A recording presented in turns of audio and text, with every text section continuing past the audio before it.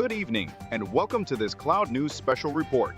Tonight, we bring you dramatic and disturbing images from a press conference just moments ago, where Prime Minister Inalux addressed the nation regarding the recent EuroTunnel train derailment.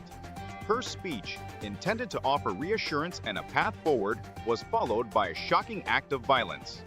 We'll start by covering the speech in full, and then we'll move to the attack. Alright, good. Right, so, my fellow citizens, I stand before you today as your Prime Minister, not only just as a leader, but as a fellow citizen who shares in the grief, the anger, and the deep disappointment that has crippled our nation. The EuroTunnel train derailment was a tragedy of immense proportions, one that has left families shattered, lives lost, and trust in our systems profoundly shaken. This was not merely an unfortunate accident, it was a failure of the mechanisms meant to safeguard our people. A failure of those responsible for ensuring such disasters never occur, and perhaps most painfully, it has become a failure of justice. Where is the accountability? Where are the answers that the victims' families deserve? Where is the swift action that we should follow this catastrophe? Instead of decisive measures, we have seen delays, deflection, and unbearable silence from those that should be leading the charge of truth and justice.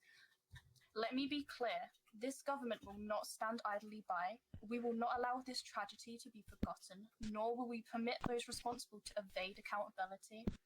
Justice must not be an aspiration, it must be an action. I have heard the cries of the people, I have seen the anguish that has turned into unrest, the sorrow that has ignited demands for change, and those who take to the street to pursue justice. I say this, your voices have been heard, your calls will not be dismissed. I understand your frustration, and I share in your resolve to see this through. To those in positions of responsibility, let me be clear. We will uncover the truth. We will not allow negligence to be swept under the rug.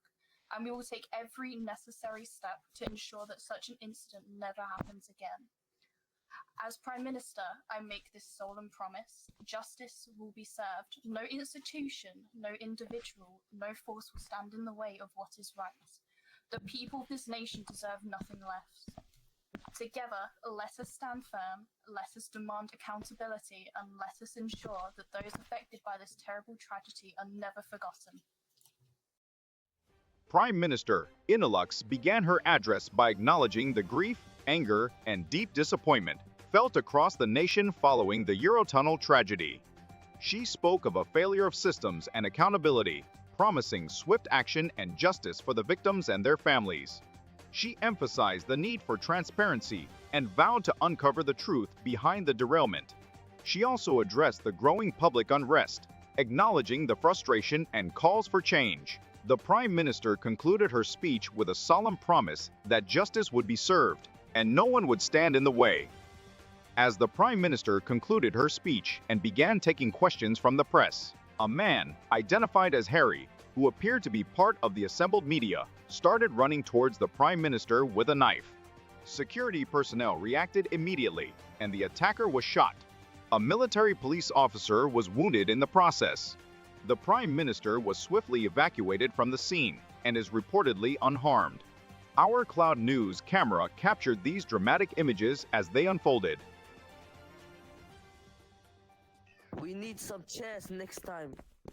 Yeah, you can fork out thousands on your motorcade, but don't even think about the common person. Yeah. Boo! I've had enough of it. I've had enough. I'm done with this. I've had enough. I've had enough.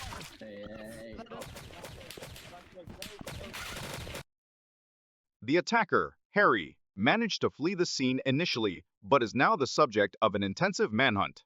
Authorities are urging anyone with information about his whereabouts to come forward. The wounded military police officer is receiving medical treatment, and their condition is currently unknown. This shocking attack has understandably shaken the nation. The Prime Minister's office has released a brief statement confirming her safety and condemning the act of violence. Cloud News will continue to bring you updates on this developing story as they become available. Stay tuned for further details throughout the evening.